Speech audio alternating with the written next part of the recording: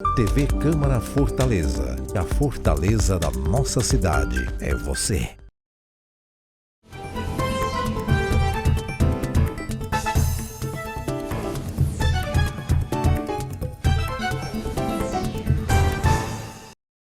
Olá, você acompanha agora a segunda parte da entrevista com o vereador Jorge Pinheiro, do PSDB.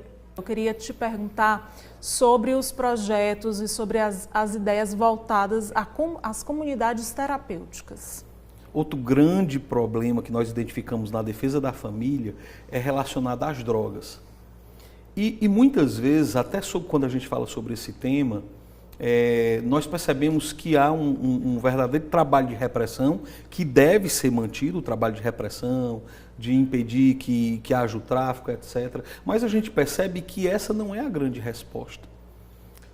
Por quê? Porque o trabalho de repressão está acontecendo e a gente está vendo aumentando o número de traficantes, né? de usuários, etc. E aí essa é a questão. Por que é que aumenta a força do tráfico? É porque está aumentando o mercado, está aumentando o número de usuários. E por que aumenta o número de usuários? Essa é a questão. Várias questões estão relacionadas, mas aí a gente volta para a questão da família. Eu, por exemplo, a droga que eu usei foi o álcool, né, que é uma droga, né, só que ilícita. Mas eu nunca tive coragem de usar ou maconha, ou nem loló eu tive coragem de cheirar, porque eu tinha tanto medo de acontecer alguma coisa e ofender os meus pais a partir de um vício, algo assim, que eu nunca tive nem coragem. No grupo se apresentava, o pessoal sabe que isso acontece no meio da adolescência.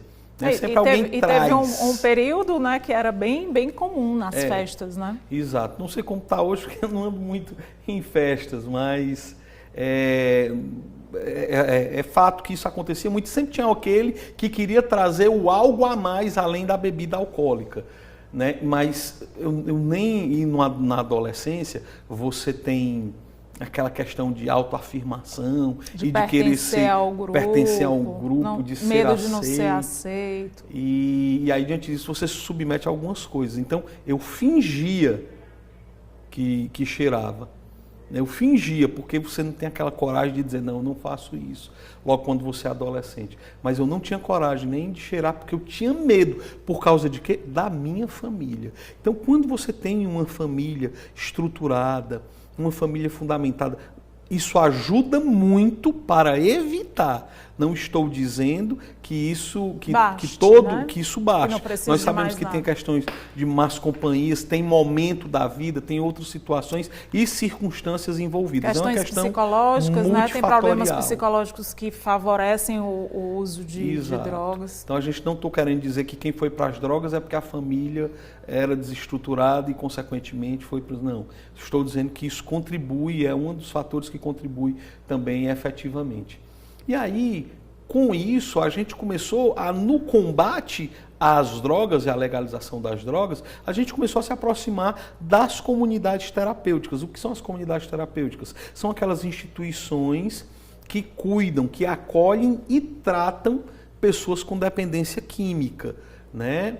E aí que é o que nós chamamos de adictos, né? A adicção ou adição às drogas é uma dependência química, é uma doença. Não é falta de caráter, não é porque a pessoa é ruim, não é porque a pessoa é fraca, é porque ela acaba, diante da situação em que ela começou a se envolver com as drogas, ela desenvolve a adicção às drogas e aí é uma doença que ela vai ter que lutar pelo resto da vida. O tratamento não cura, o tratamento limpa e faz com que ela passe a viver, a partir daí, sob um certo comportamento que ela vai precisar adotar para evitar. E tem vários, tem o amor exigente, tem os 12 passos, que são metodologias para você permanecer limpo. O só por hoje, né? O só por hoje eu não vou usar.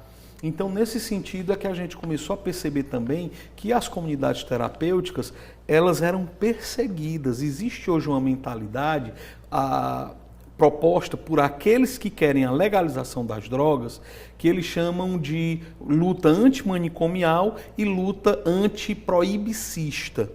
Ou seja, na luta antimanicomial, eles querem dizer que o tratamento de pessoas com transtorno à saúde mental, ele deve ser feito em casa e utilizando simplesmente o CAPS. Como se a comunidade terapêutica fosse uma violência contra a pessoa. Como se fosse uma violência à pessoa e como se fizesse parte, fosse um manicômio. Não é. Não é. Não é de jeito nenhum. Evidentemente, eu estou falando aqui das comunidades terapêuticas sérias, legalmente constituídas, que elas seguem, existe uma normatização.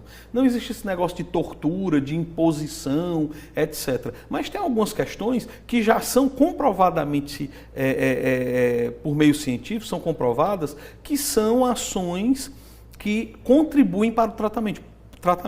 Por exemplo, que é o que a gente chamava antigamente de laborterapia, né? Hoje tem outro nome que agora me falha o nome, mas que seria a terapia também por meio do trabalho. Não é um trabalho escravo que acontece numa comunidade terapêutica, é também uma ocupação e uma capacitação.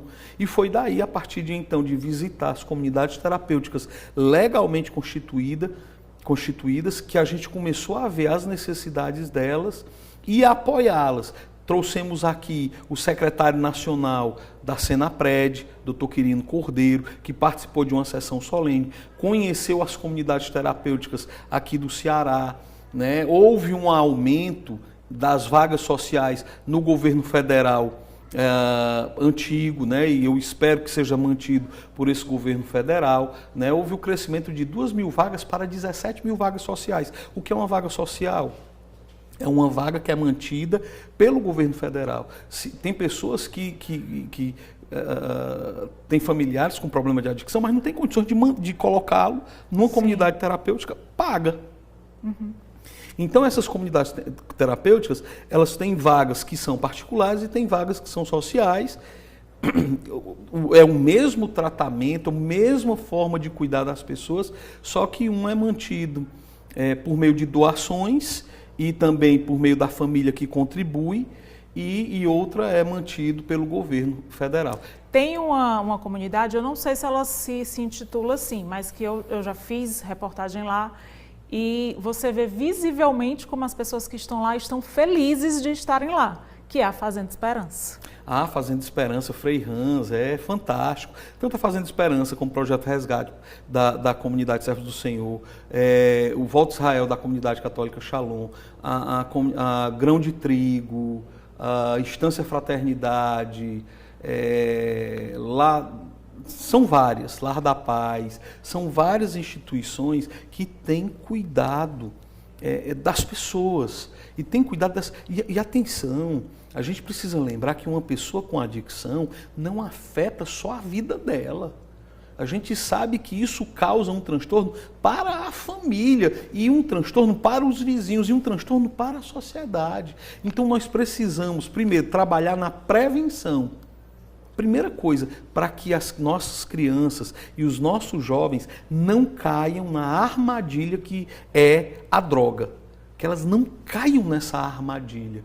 Então, diante disso, a gente propôs a criação do Junho Branco, que é um mês de conscientização sobre as drogas. Antigamente a gente tinha muitas propagandas, as drogas matam, as drogas fazem mal, mas por conta dessa cultura antiproibicista que quer a legalização das drogas e que quer, por exemplo, acabar com as comunidades terapêuticas, a gente vai vendo que não se fala mais sobre esse assunto. E é por isso que o mês Junho Branco ele traz de volta à sociedade, né, esse tema que é tão caro e que é uma forma que captura, que escraviza membros da nossa família. E é por isso que a gente precisa trabalhar na prevenção e tanto no sentido de quando falharmos, que infelizmente, por mais que nós cuidemos, podemos falhar, a gente ter também um investimento devido naquelas comunidades, naquelas associações e instituições que cuidam de pessoas com dependência química, para tratá-las, resgatá-las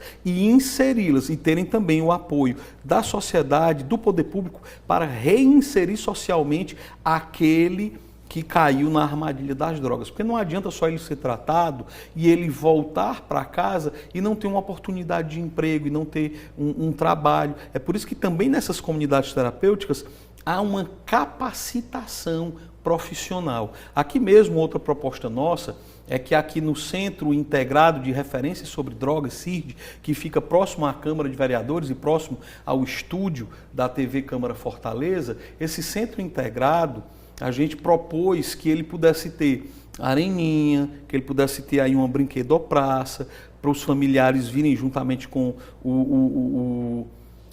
a pessoa que está em tratamento de semi-internação, que tivesse também aqui um curso de capacitação e uma oficina de bicicletas. Hoje nós temos um sistema bicicletar que é enorme, uma grande quantidade de bicicletas e uma demanda muito grande. Então pode haver de conserto, de manutenção.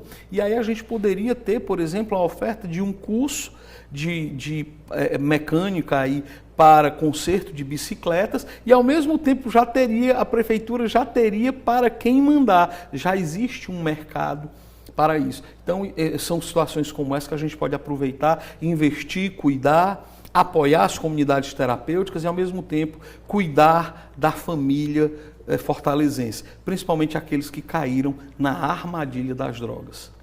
Vereador, muito obrigada pela sua presença aqui no plenário da cidade, viu? Está sempre bem-vindo.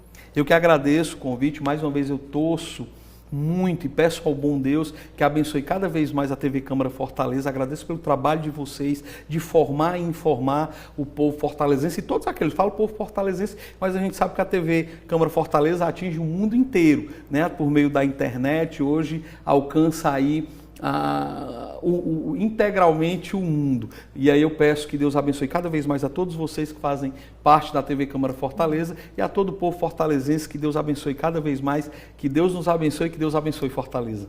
Amém. Plenário da cidade entrevistou hoje o vereador Jorge Pinheiro. A gente fica por aqui. Obrigada pela sua companhia e até a próxima.